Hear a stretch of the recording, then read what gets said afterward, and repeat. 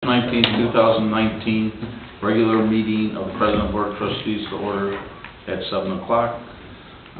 Could we, on the roll, Trustee Hutchinson? Aye. Trustee Curry? Here. Trustee Hagan? Here. Trustee Cross? Here. Trustee Clemstein? Here. Can we stand for the pledge, please? I pledge allegiance to the flag of the United States of America and to the republic for which it stands, one nation, under God, indivisible, with liberty and justice for all. From the floor, any comments from the floor? With there being none, could I have a motion to approve the omnibus agenda? So moved. Motion by Trustee Curry, second it. I'll second it. By Trustee Frost. Discussion on the motion. I just wanted to quickly go over the copier purchase. And just wanted to see if anybody else had any other opinion about looking at a possible lease instead of a purchase of the two copiers. I just know that we at work lease copiers and it seems to work out. Again, technology like that, it is worth 5 years and then it's worth nothing. So I didn't know if there was something else to consider. I know Claudette and Kim got numbers and Yeah, would you like to share those, Josh? yeah, please. So we ran some numbers. The lease terms are a 60-month lease term, and to give you an example, on the one for the police department, the total cost, and this does not include the service agreement, just for the lease is $65.10 over the 60 months. The purchase price is $53.40. And then, again, you'll have the service contract rolled in under both of those. And then on the village one, the 60-month lease term is $10,920 versus the purchase price of $8,975. Historically, the last two times we've bought them here at the hall, we've kept them for close to 10 years. I'm not proposing that we want to keep them that long, but we most certainly would keep them at least 5 years. Is there a certain year period where they are problematic, or we've had pretty good luck with them, right? I mean, over the years. We've had luck with them, and they become obsolete, not so much from the technology standpoint for us, but more from you're not able to get parts, you're having issues with, components of it going, and that usually we start seeing happen somewhere around that 9th year. Now, again, I'm not saying that moving forward we want to keep them that long, but I don't expect that 5 years would be a problem. I'm sure. You lease yours, Josh? Yeah, we have 3 of them. We lease them. I think Maybe total it's a lot more copies too. I know that has a lot to do with the number of copies that you do that. Yeah. Enter into the deal.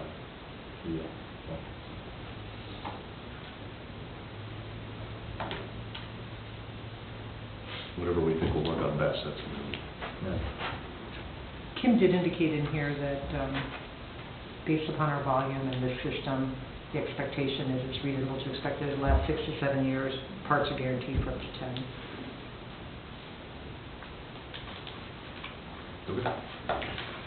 Okay. Any other? Mary Lou? I wanted to pull the ordinance 18-1937, liquor control, liquor licenses for discussion. Okay, we can discuss that. You want to discuss that right now? Sure. Okay. Just that my committee had met last month and they had some concerns about some of the pricing on that, raising it.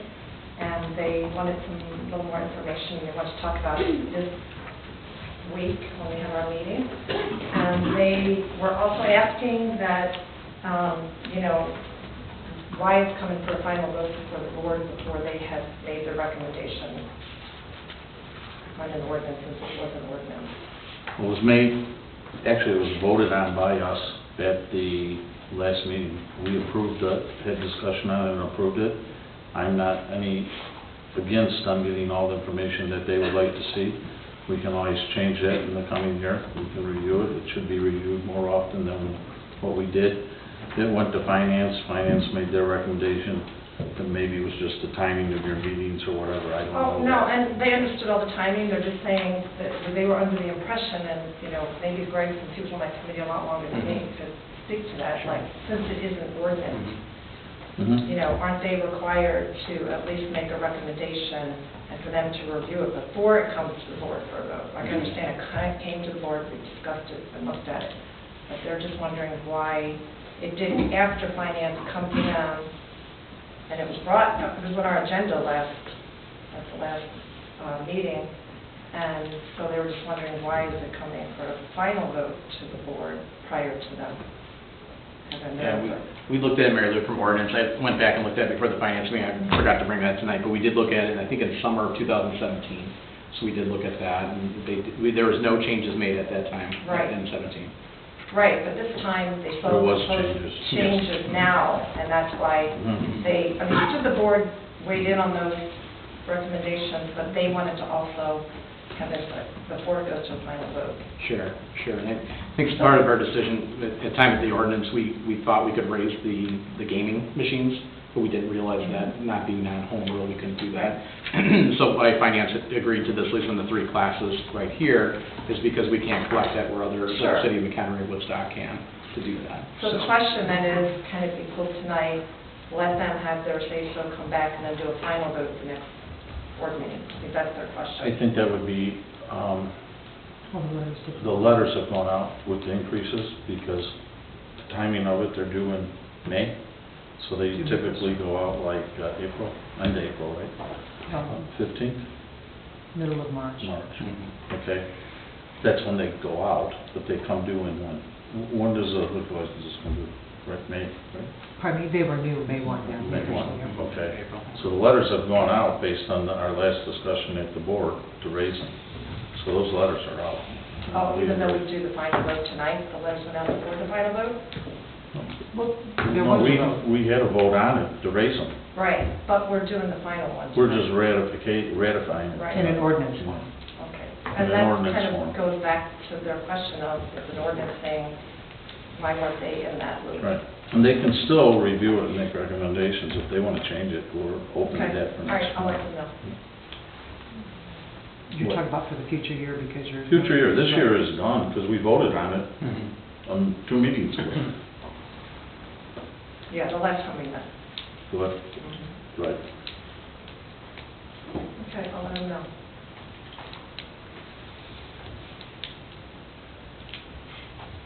Any other discussion? Concerns?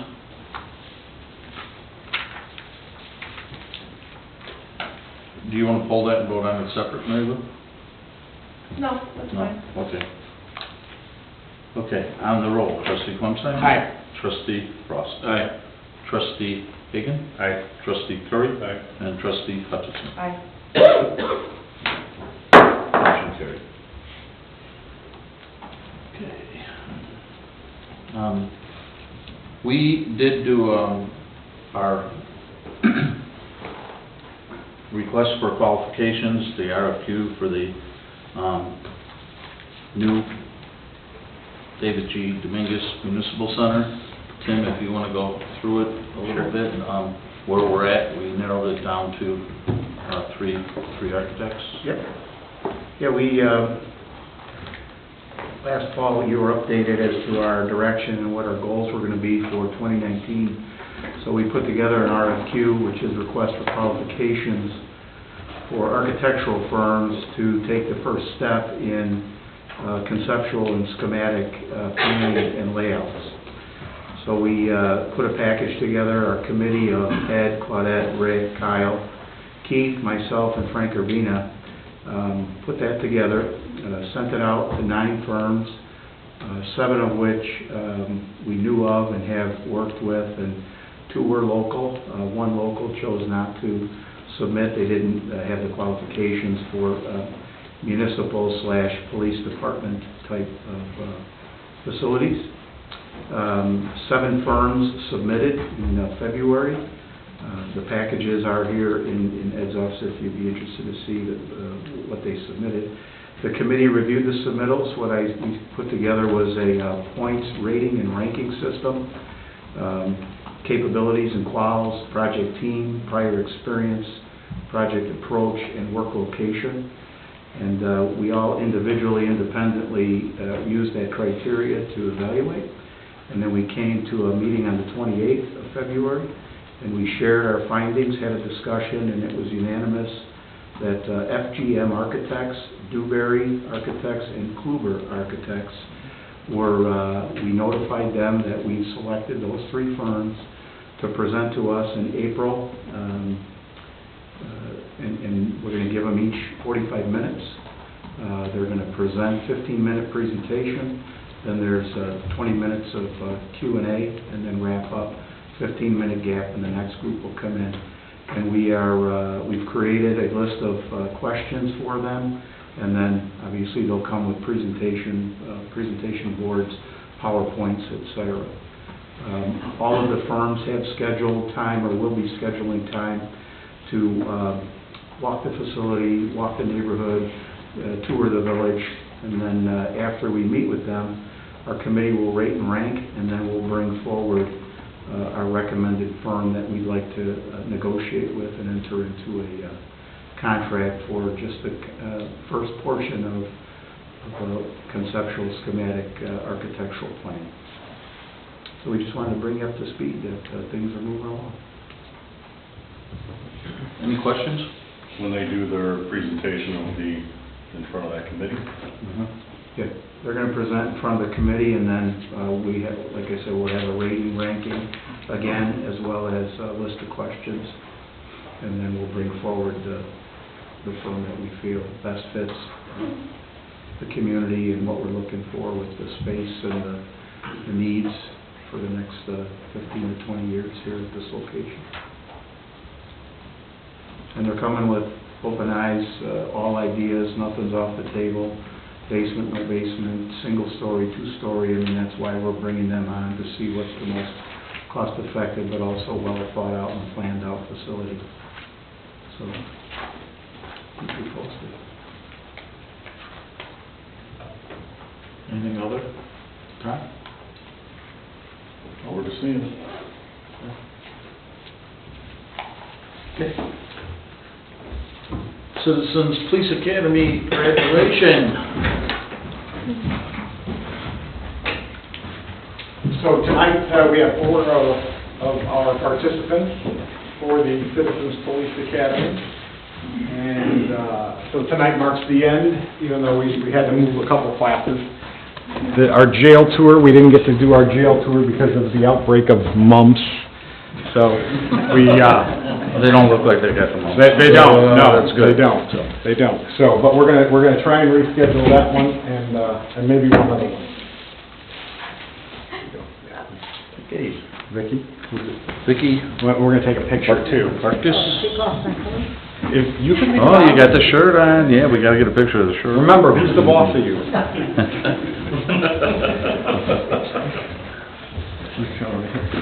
Can you see Jason? Yeah. Move that way. Okay. Move. We want the flag on the shirt. Here, Vicki, come right here. Come right here. All right, can we see it okay?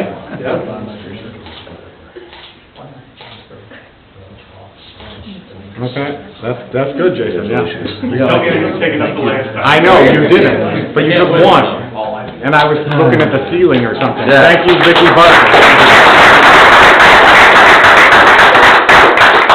We'll do Olivia Meyer. One of the, yeah? Okay. Oh, it is. Myers. It is, yeah. And why? What? Oh, yeah, oh, that's right, we're gonna fix it.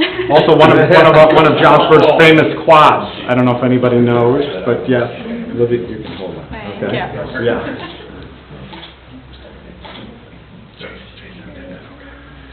You want me to take more now? You did good. Congratulations. No, you just have to pick the class. Thank you, Elizabeth. Laura, all there, right? Your name is Here, spelled right. right there. Is it spelled right? I wasn't sure on that one either. It's Jason. He said there's spell check. All right, thank you. And Nick?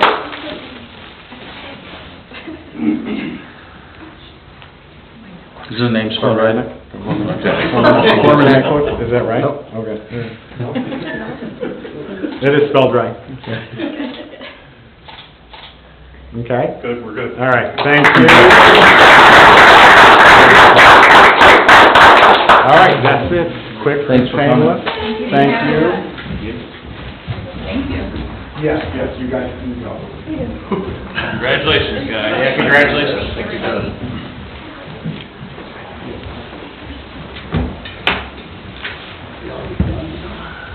Yes, they all get done, yes, they do. So look out. Okay, the next item is first read. Move to approve ordinance 18-19-38, granting a variance to section 7.3, pools, and 7.1-4 and 7.1-7, accessory structures of the Johnsburg zoning ordinance to permit an in-ground pool, house, and associated structures in the front yard, in front of the principal building for property commonly known as 4505 Farmington Lane, Johnsburg, Illinois. Open that for discussion. I think everybody got that this afternoon from the zoning meeting last night. Is there any concerns? Otherwise, we'll move that to our next meeting for approval. Any additional information that anybody needs? Tom, anything you want to mention? All your neighbors are happy? around you's happy? Yes, I have, I went to both associations. We have a Tuscany Creek Association. That's for our homes and on the back gate. And then I also been to the Dutch Creek Association, homeowners association. We passed all the plans around. And then also the developer of the association, or Fox Development, they reviewed it as well and make sure it's compliant to what the association set up as appropriate facades and what the neighborhood is wanting to expect. I had some issues with my neighbor next to me, Jim Blazina, and I addressed those issues. I went over, we've been talking back and forth about some additional screening, and that was my latest revised plan that I put before the zoning board last night, showing some additional trees and different things that block any views of what you can see from this house. He's to the south of you? Yes. So if you're looking at the phone, I think that makes it a little easier. This is his garage right here. Proposed project would be right off the back of the house here. The reason why that location was picked is because my septic is in this area. My well is behind the home. And then there's a gazebo structure. This is all unsuitable, so it's all kind of like people. And then his view that he was concerned about is like in his back room here. So there's already a natural cut, well, there's a berm already in there, so we're gonna put all kinds of evergreens in it and block the road. All right. I think that'd be my biggest concern is what that neighbor thinks. Yes, and one thing too is that the structure that we're putting on the front, I don't know if you have a picture of it, it's gonna be an extension that'll look like the front of the house, Yeah. so the pool will be behind that. Okay. That is. So he'll see the... He's gonna be looking at this section. Okay. This is really the pool house, right? Yes. That's Yes. that's what the pool house is gonna look like, which is duplicate of what his The house house looks looks like. Yes. Right, When you just look at matching it it. from that angle. So if you're looking from the front of the house, so if here's the house right here, this will be off to the side. And so the house kind of cascades this way. And this will be what you'll see from the front of the house. You won't see any pool, anything else. If you're standing in the pond looking at the back of the house, this is what you'll see from the pond. So, and this is not an enclosed structure. This is actually screens. So it's just kind of a line that goes over the... So Bruce patio. Pretty much, yeah. I was kind of sticking to the structure's a 20 by 20, and then it has some lanais that come off of it, so. And it's purely made for grilling area, kind of getting out of the sun. I'm not having any bathroom or shower or anything else, that's why I'm trying to utilize the basement of the house to do that, so. And the layout of the property, it's kind of, you could call it the front yard, but it's 11 acres of property back there, and the way the house is positioned is kind of the way we laid it out for this. So, it's not like I'm putting it front yard. Did you have a question or two? No, I've been there and I remember Gary did a big fireworks show over the pond Yeah. for his 50th. Yep. And, you know, it undulates that, comes around, so I know what you mean about the front, not really looking at the front. Exactly, it's all kind of, the house is kind of Yeah. laid into the side of the Exactly. property, so.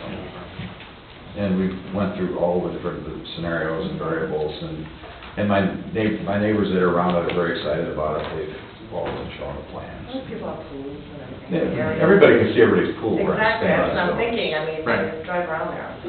And Steve Kepps has explained, contractor, and he's like, this is one of the nicest pools I've ever made, so it's not like I put it above ground. Mhm. You know, blue pool in my back 40, so. Right. Blow. 4-foot blow up. Any other questions? Okay, next time, well, doesn't seem there's any concerns, we'll vote on it. Okay. Okay.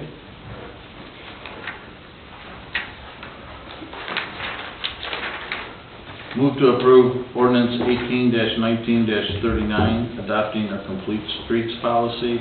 This is also first read. Do you want to? Sure, I'd be happy to address it. The complete streets policy is a policy that we are required to adopt in order to be considered for any future funding through council mayors or any other federal source. Basically what the policy does, we put into practice a lot of these approaches already. I mean, we saw it on Church Street. It's incorporating a multimodal approach towards transportation to try to accommodate pedestrians, cyclists, safe means of travel for all. The difference with the policy is it not just talks about us having an approach, or a goal in mind when we move on to these projects, but it also talks about setting some goals ourselves and having measurables each year that we have to report on and identify how we're meeting those goals. So you can take a look at it again. It is a policy we are required to approve. Tim and I talked a little bit about it, and I'll look to his office to help with some of those measurables that we'll have to identify each year. But we have a year to put together the plan of establishing those goals, which bring back to you guys, because we'll have to actually identify, like, over a certain period of time, how much sidewalk improvement are we going to try to accomplish? How many different approaches are we going to take in certain neighborhoods and resurfacing to accommodate bicyclists or, what have you. So that'll come back before you at a later time. So is that the call for projects, is like 2020, is that the same? 2020 is the next 20 is the council next and mayors. call. Council and mayors is where we receive the funding to do Church the Church Street. Street project, the resurfacing of Johnsburg Road, Ringwood Road. It's really our major source of getting money for major arterial roadways. So if you recall last year, we put in place a PACER rating system because that was also a requirement. There have been some requirements that have changed in order to be considered for that funding, and we're just wanting to make sure that we're meeting those requirements. So this is completely new, we've never had that? Never had to approve this policy before, no. Complete the Streets, I think, came about initially in 2014. It was becoming a little bit more, in the larger towns, they were starting to adopt it.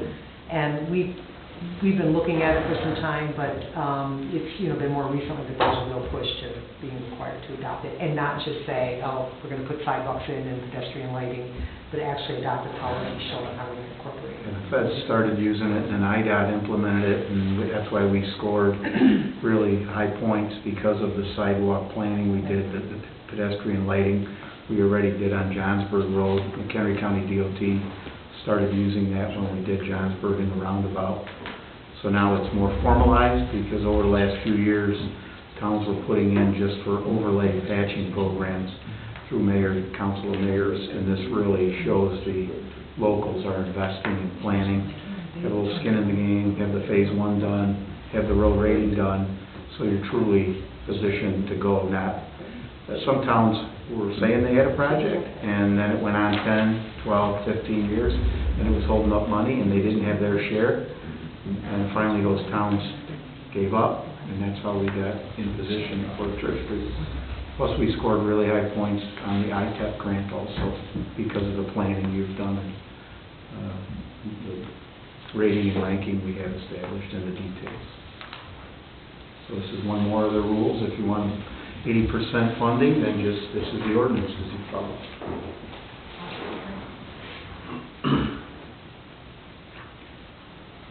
Questions? I mean, it's one of those things sort of like prevailing wage, maybe you don't like it, but if you want to get any money, you better pass it, so. I guess that's, how do you describe it the best? And Okay. we did take a look at it and tried to incorporate some things that we felt were something that was achievable, at the same time, not getting in over our heads. Okay, discuss amendments to Chapter 7 of the Johnsburg Municipal Code related to business registration fees, venting, and amusement licenses. Greg, I know you have talked about it. I don't know if Mary Lewis brought it up at her meetings. I brought it up to Claudette, saying that we never have charged for business registrations. And there is a little bit of work involved as far as clerical work and stuff. I suggested that we consider a nominal fee, very small fee, just because of keeping track of clerical worker and stuff. I don't know how your discussion went, Greg, on that, but I was reading it, and it seems like your group did not think that was a good idea, but anyways. Yeah, they thought that just because it was free, because you wanted more people to come in and do it, and then charge the fee afterwards, but the nominal fee, $10, I understand you have costs, because you're printing out like certificates and doing some other things too, so there's some cost to do that around too, but we didn't want to discourage people not to register. That was the comment why they said to maybe leave it at 0, but in my opinion, I think $10 is probably fair. If you start getting really high, I guess some businesses are much smaller, and that might be more undue cost upon them. A lot of them are in Java and different things in the area and location too. I think the whole idea there was just that, there is some work involved with it. Can we cover some of that? Sure. I know at one time when we started, we said we'd rather not charge a fee. We'd rather have people register and know about they're in town and they have a business than charge a fee, But, so it's just one of those things, it's open for discussion, Can we do it electronically and have them do their own registration? Set up a form on our site, Formidable or FormSec or something like that? We already do that. So, I guess I'm just wondering, why do we send the certificate? We can just have it all online and... Yeah, we were even thinking about sending them a sticker that they put on the window, registered Johnsburg business, so it's not sending out a certificate or anything. Maybe that could even be done electronically, but I don't think so. But something that they could, put on their door that's registered, nobody's checking, the police know that that's a business operating out of that place. And we thought originally, going back years ago, that if there was somebody operating a home business, we just wanted to know what it was, so that was some of the thought process way back when, whether that still applies. I think it's nice to know that if somebody's got a home business, what are they actually doing out of that business, Maybe more so now than that. Right, if you have somebody who's a bigger eBay or something like that, you might want to know for sales tax revenue and different reasons why. You want to make sure you're getting some of that, that's one of the reasons why I think you had. And then also maybe, Keith might want to know from a police standpoint if the residents is in use of the business as well. Cars coming, going, legal, illegal, I don't know. Yeah. I mean, something that you look into just because they're there, Are we requiring businesses to register, or are we just? We are requiring Yeah. businesses. And if they don't? Currently, they get charged a fee if they don't register. After a certain date, Yeah. Is there something that we could offer for the $10? Something additional, or? What they were looking to do... Just marketing opportunities for these businesses that we're trying to encourage them to come forward? Right. They go on the website. I don't think that's a bad idea. Yeah, they are. They're on the website. So Yeah, and that's, I'm looking at it right now, and I know that, I don't know if it's been updated, but I know that there's some companies that are on here that are no longer in Johnsburg. So maybe to maintain on the website, you have to keep your thing going. I don't know, throw some Or more just administrative work. Right. I thought it was, but I think that's fair. That's part of That's it. fair, I think, Yeah. So I know people call and complain, want to be on that, well, then they need to fill it out Right. and stuff like that to do it. Maybe, right, and I believe that's our approach. If you see people that aren't local businesses on there, maybe because they're a resident that has a business elsewhere. Just the one that I came across is somebody that moved out of Johnsburg, I know. Oh, And it's okay, still I gotcha. there. And it's still there, so that's a housekeeping matter more. Right. Taking it out of there, yeah.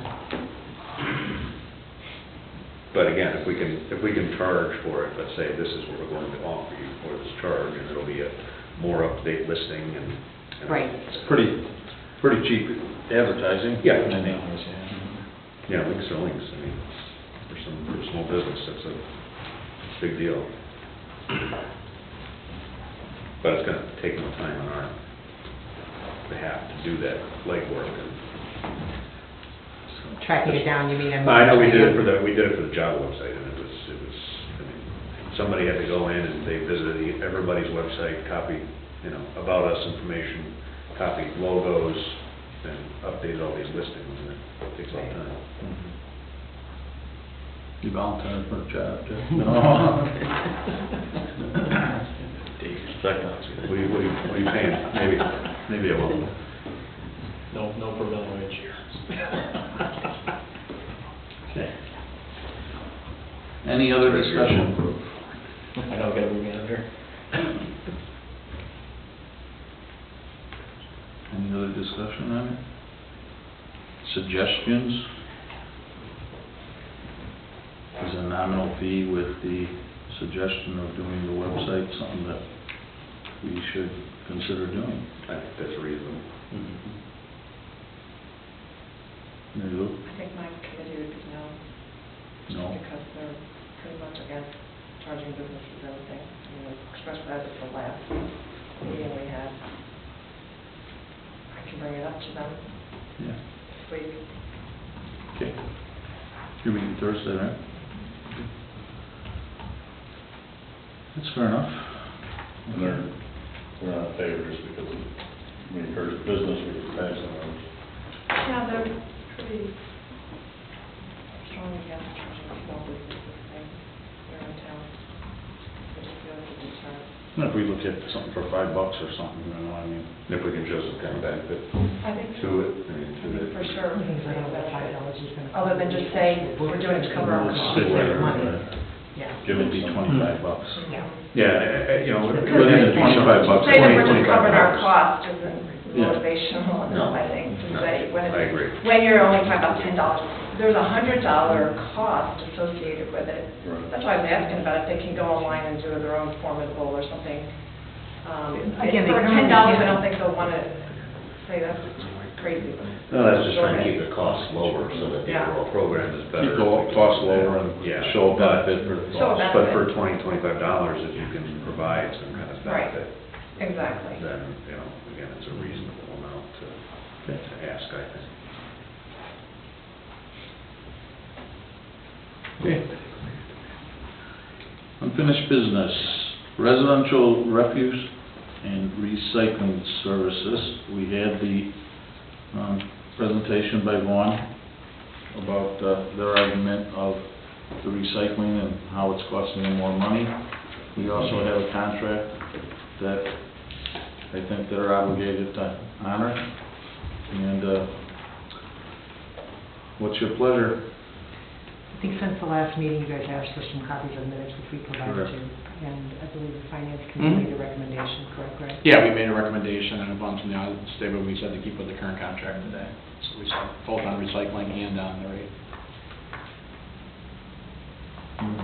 Reiterate any of the things that you brought up last time that you think are necessary? Well, I mean, when we talked about it, I mean, the waste management, they brought some of their stuff last time we talked, and Vaughn was here too, and, I think the committee, I don't want to speak for all the trustees, but I think we'll try to get out the word to try to get better recycling for you guys to help out with that side too.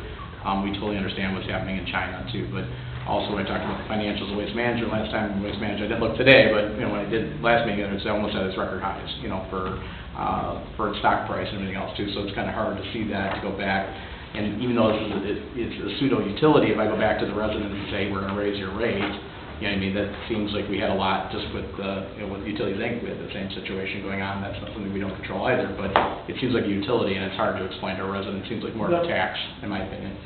Another thing is, the amount they were proposing would put us very close to the other communities that they're providing leaf pickup and all the other curbside pickup and all the other. Unlimited trash. Unlimited trash, and they're not offering that as part of the renewing the contract, so I don't see any benefit unless they would at least increase those services They have escalators built in every year. That's correct, So yep. it's already Yep. getting Yep. escalated, Yeah. so. Yeah, you negotiate that, Mary, there's that. Well, I mean, yeah. like, there's already escalators in there, and it's a contract. I mean, I wonder if it was the other way around, what they would say, look, you know. Give us a little money back? Yeah, exactly.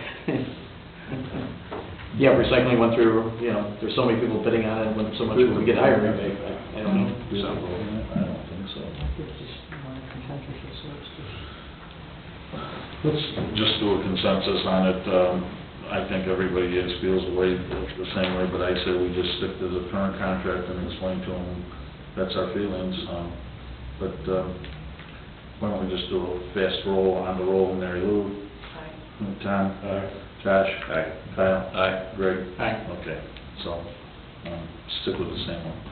Okay, trick or treating. Tom, you want to talk about trick or treating or don't you? I don't. I know that Keith wanted to be out of here before we start about trick or treating. I've been looking forward to it.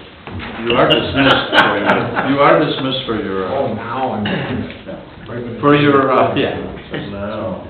Well, just to remind everybody, instead of trick or treating on Halloween, we moved it to the Sunday before Halloween, which created a whole lot of conversation on social media and whatnot, amongst residents and non-residents. So, the village did a survey, which I'm just looking at here, but, so we had 613 total responses. 485 of those were our actual residents. So, Kim was kind enough to weed out some non-residents. But bottom line is, the results were Sunday trick-or-treating was at 42% in favor of Sunday trick-or-treating, and leaving 58% to trick-or-treat on Halloween. So, so the survey results were in favor, 58 to 42 in favor of trick-or-treating on Halloween. My committee also had this conversation again, and 3 people did not want to participate in the vote because they said they don't care. They don't have kids, they don't get trick-or-treaters in their neighborhood, that kind of thing. So 4 people were adamant that they elected on Sunday before, and 1 person was adamant that they think it should be on Halloween. So, What were some of the reasons, Tom? the biggest reason why people were in favor of it on the Sunday before was that they could actually trick or treat with their kids. It's difficult to get home from work and trick or treat with the kids, you know, during the week. Some people cited safety, you know, if we're trick or treating in earlier hours and the like. Also less traffic. You got people coming home from work where kids are out trick or treating. Those were the pros for doing it on Sunday. Frankly, the pros for doing it on Halloween seem to be, it's Halloween. You know, so there wasn't much more explanation other than that. Yeah, it's Halloween. So, you know, I don't know, you know, I think that, I did the same thing this Halloween as I do every Halloween. I go out with my neighbors and sit in the passenger seat of their golf cart and watch the kids go door to door. You know, so, you know, for me personally, it didn't make a whole lot of difference, but, I thought it was nice having it, the Sunday before, just because all the people that could go out. And I think that the rationale that I could go trick-or-treating with my kids outweighs the rationale of it's Halloween, it should be that day. That's my personal opinion, but. Well, I think Keith, what's your opinion as far as the safety? Is that, the safety thing is a valuable argument, or a viable argument? I yield my time to you, sir. Okay. I told you you could leave. I told you you could leave. I do Gave you think an out. it's, I do feel like, and again, I do feel it's safer on Sunday. I think there's lower traffic volume, there's not as many people coming and going. The only con is obviously it competes with Sunday football, but, you know. That's a good reason. I don't necessarily know that that's a reason, okay? But again, I do feel it's safer. I think that people will start at 3 o'clock, where, you know, so. When trick-or-treating starts at 7. You know, and I don't know, I don't have much observation, because this past year, I think we trick-or-treated for about 45 minutes. Not great weather. It wasn't, so trick-or-treating was done, and, Well, Tom brings a lot of good weather. The Holiday Magic Parade is sort of bad. Bringing huge weather right now. I will say that when you bring up, as far as football goes, my youth football family was a little, some of them were upset about it being on Sunday because we play on Sundays. Right. So for them, it isn't necessarily ideal. But just on a safety, I think Sunday does make more sense. I think there's lower traffic volume, the people are not coming and going. And again, you know, in previous years, I'll say that we did, you know, because I always trick-or-treat with a group, right? And our group did have to jump side to side as cars were coming down the road, you know, and I don't know that we had that same experience this past year, so.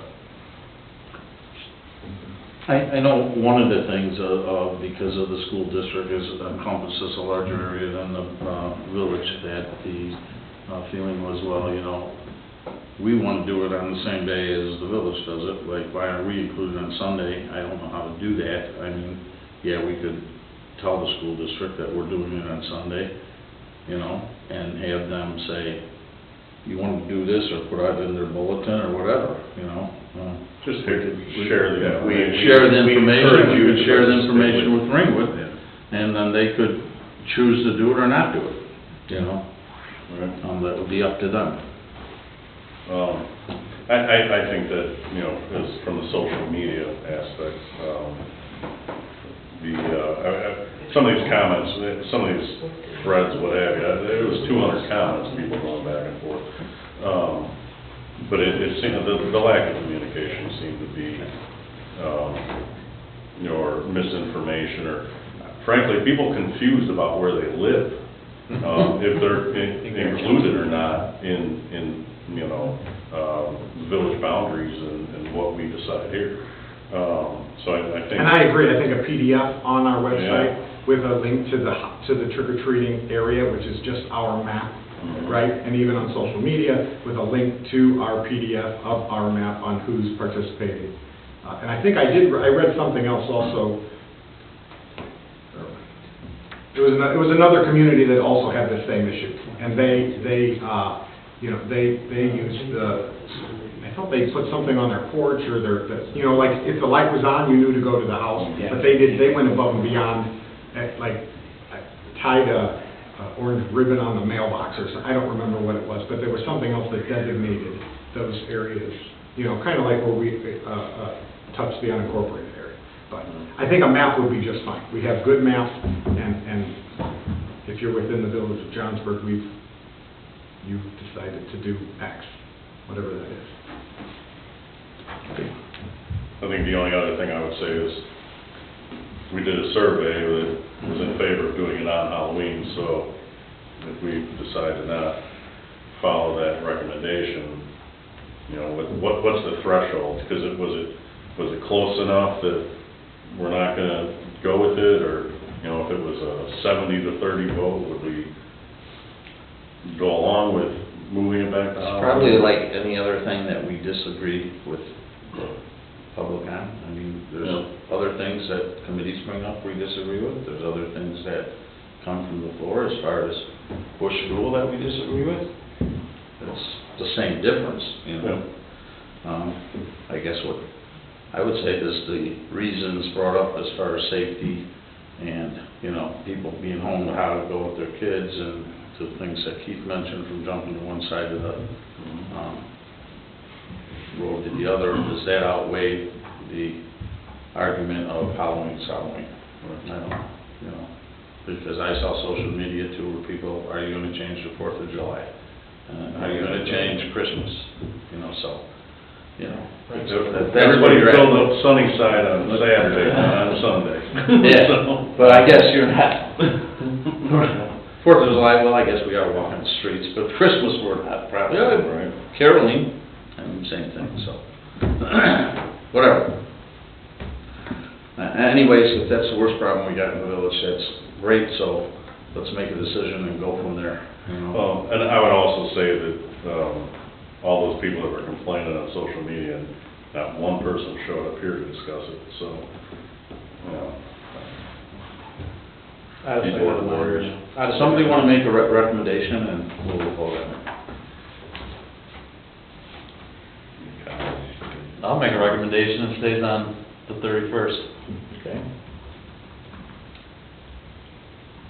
Keep it on the same day, you're saying? Yep. Keep it on Halloween. So we're voting to keep it on the same day? That's what I made On a Halloween, recommendation Okay. we're going to keep it on Halloween. Okay. Okay. I'll second that. Okay. On the roll, Mary Lou? Aye. Mr. Curry? No. Josh? No. Kyle? Aye. Greg? Aye. Okay. So, motion's carried, Greg? 3-2? 3-2. Okay.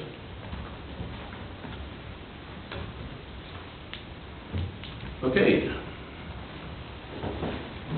Committee reports?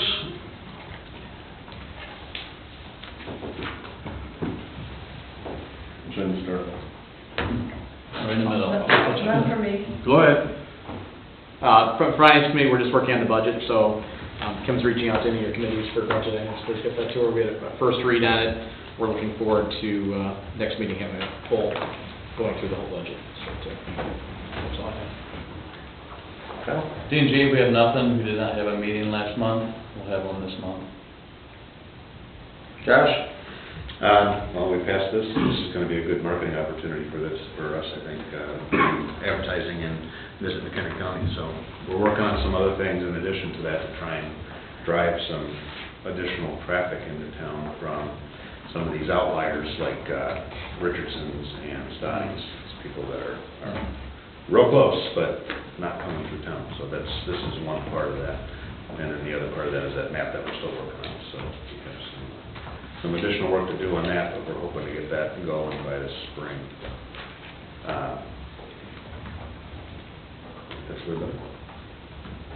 For community affairs, on the event side, stuffing Easter eggs, getting ready for the Easter egg hunt.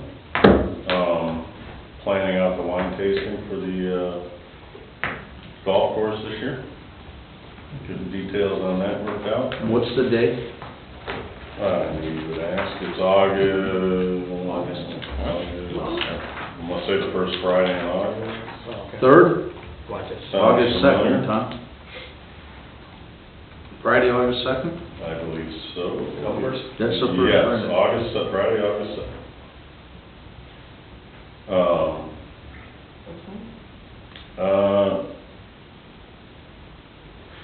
I would have it's 8 AM, you know, it's an all day thing. I believe we're starting at 6. I'll confirm that. Can't drink all day if we don't start early. And then, on the parks side of things, I'm going to, the Rotary breakfast tomorrow morning to discuss, things they would like to do to improve the parks with planting trees and maybe some structure, that kind of thing. I have a gentleman from District 12 that, they have a program to plant trees. So they would like to, plant some trees in the park. I guess let students plant some small trees. He's gonna come to our meeting tomorrow night. And then, up at the high school, the tech ed teacher, that has the kids in the welding class working on some little excavators, you know, the kids would operate. So he's hoping that, as they wrap them up this spring, maybe we could use them in a couple of our parks, one of our parks, to see how they are. I saw the prototypes and all, but they're working on them now, so something we could look at when they're ready. That's it. Mary Lou, you taking a pass? You got a meeting Thursday or what? Yeah. Okay. Okay, entertain a motion to adjourn. Wait a minute. Mr. Keel, Keel. to address the board. I think he wants to take a pass too, right, Mr. Keel? Or no? Yeah, when they're smaller group, I'll get you together. Okay. One thing, Google strokes and see what a stroke entails and what you have to do to get the medicine. It's very involved. You just don't go to the ER room and get the clot-busting medicine. Doesn't work that way, kids. Doesn't work that way. You have to meet specific criteria before you will get it. And it's three hours is my optimum, 4 is you're stretching the point to get this marvel medicine.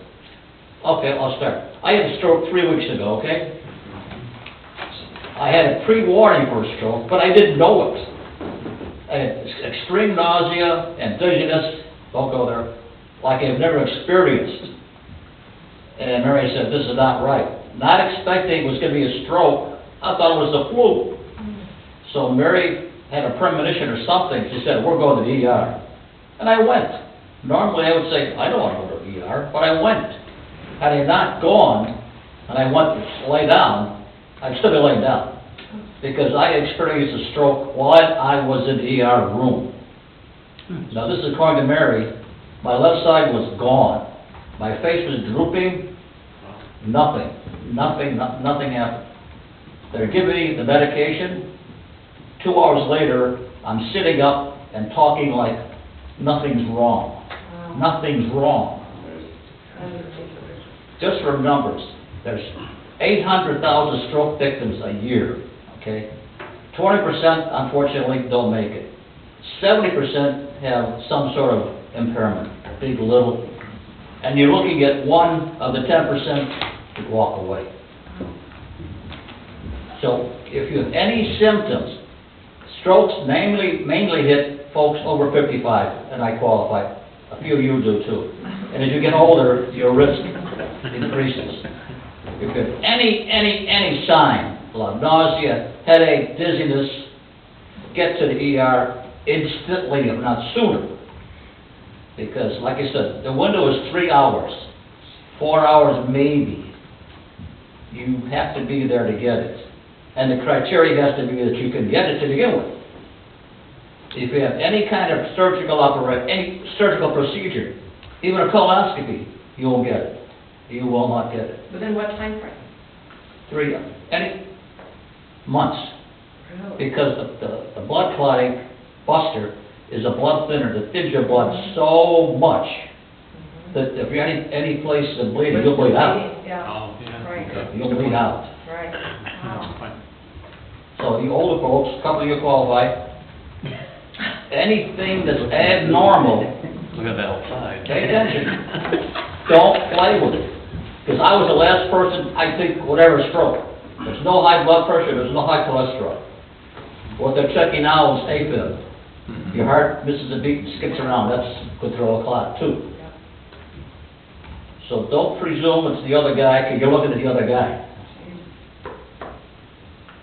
Glad you're all right. Thank you, Lon. Thanks. Yeah. But again, if you're young guys, Google strokes, and you'll have week and week and week to read about strokes. There are warning signs. A stroke will mimic a heart attack, except the heart attack has pains in your back, your arm, your chest. The stroke just, there it is. Once you have the stroke symptoms, you're having a stroke. That's not a warning, that's it. And that could, well, from the time I first noticed it, I should say Mary first noticed it, don't start with that. It was probably an hour and a half till I got the med. So it all adds up, Another little known fact, before you can get this med, you go for a CAT scan. If they see any bleeding in your brain, it's not gonna happen. Not gonna happen. So again, read about strokes, even you young guys, read about strokes. They get your attention real quick. Now this is according to Mary, my left side was dead, nothing. My face had drooped, no movement, nothing. And 2 hours later, in ICU, I'm talking, moving around like nothing happened. I can't say enough good stuff about Centennial. The ER crew, the stroke crew, right there. Right there. Not Glad you're okay. Thanks for coming by. Thanks a lot. Young guys aren't immune to it, but, That made me tell, if you guys don't know, if nobody doesn't know, Bill Weir, the longtime resident of Johnsburg, who built Bald Knob, spent a lot of money on Bald Knob, and for a while he was our largest sales tax generator in the village. He passed away in Mexico. And I talked to his son. His son is going to continue to try to run the business, along with Bill's longtime companion, Susan. So if you guys get the opportunity or something like that, you're over that way, talk to Billy and, just tell him how sorry we all are. Bill's been around a long time, and, Bill's Bill, but he did a lot of good things for Johnsburg, and he invested a lot of money in this community over the years, between his houses and his real estate and the resort. So he owns quite a bit of real estate over on that side of the river. Just so everybody's aware of it. Thanks, Rick. Okay, motion to adjourn. So moved. Motion by trustee Curry, seconded by trustee I'll second. Hayden. On the roll, trustee Hutchinson. Trustee Curry. Aye. Trustee Hayden. Aye. Trustee Cross. And trustee Thompson. Aye. Motion carried.